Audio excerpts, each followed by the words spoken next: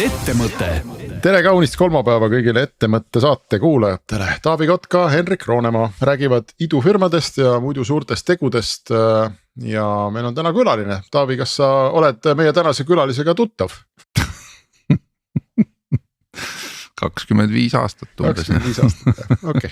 Meie külalist on muide nimetatud nii-öelda suures tehnoloogiamaailmas karjääri mõttes kõige kaugemale jõudnud eestlaseks. Ma kohe saame küsida, kas ta ise arvab, et see on tõsi, aga ta on töötanud loomulikult Skype'is ja sealt edasi veel mitmes suures tehnoloogiafirmas. Ja eelmisel nädalal tuli uudis, et nüüd ta on liitunud Eesti, ma ei tea, ükssarviku või vaata, et ükssarviku Veriffi nõukoguga ja meie külaline on Ott Kaukver. Tere, Ott! Tere! Head kutsusite ja meeldiv siin olla. Ja sa käisid meie eelmises projektsaates mitmed aastad tagasi, siis kui sa olid sinna Checkouti suure tehnoloogiafirma CTOks läinud. Aga ma enne ütlesin, et sind on nimetatud tehnoloogiamaailma, sellise suure tehnoloogiamaailma mõttes kõige rohkem karjääri teinud eestlaseks. Et kas see, ma ei taha, et sa ennast kiidaks, aga Aga mina võin. Mina võid, et mis sa arvad, et kas see on... Kas sa tead veel kedagi, kes on selliste väga suurte USA tehnoloogiafirmade tippjuhtkonnas eestlastest olnud?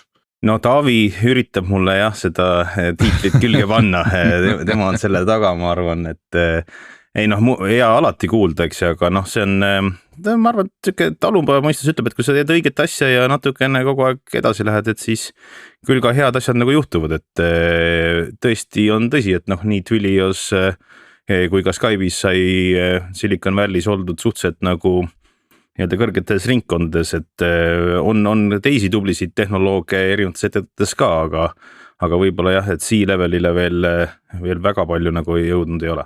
Sul tuleb, Taavi, pähe keegi, kes on sellist rahvusvahelist karjääri just tehnoloogia ettevõtetes teinud?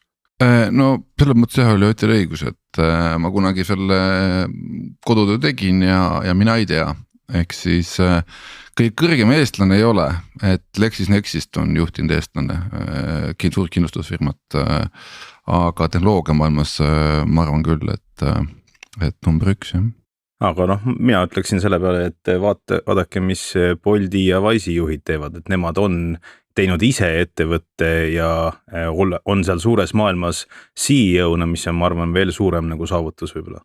Muide, see on kusjuures üks hea küsimus, et kas sa tundnud kuidagi ennast sellepärast kuidagi teistmoodi või puudutatuna, et näed, et mul ei olegi päris oma Bolti või oma Wise'i, et olen aidanud teistele ehitada asju suuremaks ja on tõesti päris suureks.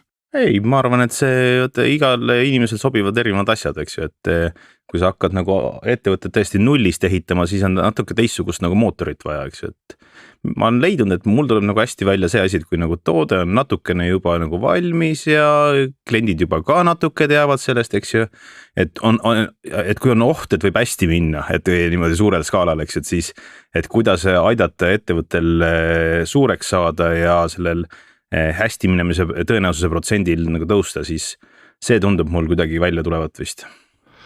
Räägime sellest natuke Veriffi kontekstis, ehk siis kõrvalvaate pilguga selle koha pealt, et kui me mõtleme, et identifitseerimis- või autentimis- autoriseerimisteenus kuskilt Eestist hakkas pihta, tekkisid esimesed väiksed kliendid, siis tekkisid vist oli krüptole esimesed suuremad kliendid ja siis on ühel hetkel see Eesti täis, et Eestis sind juba kõik teavad ja nüüd on vaja ikkagi hakata sinna välismaale minema. Ja täna on ju Veriffil Uber ja väga suured kliendid juba selle taga, et kuidas üldse käib siuke hüppe, et kuidas see selline nii-öelda, nagu sa ütlesid, et tootel hakkab juba hästi hakata minema, et see ei ole päris nii, et sa lähed lihtsalt koputad Uberi ukse peale ja ütled, et davai vennad, et ostke. Ettemõte. Roonemaa ja Kotka idupodcast. Henrik Roonemaa ja Taavi Kotka räägivad igal kolmapäeval sellest, kuidas Eesti 1000 korda suuremaks teha. Ettemõte.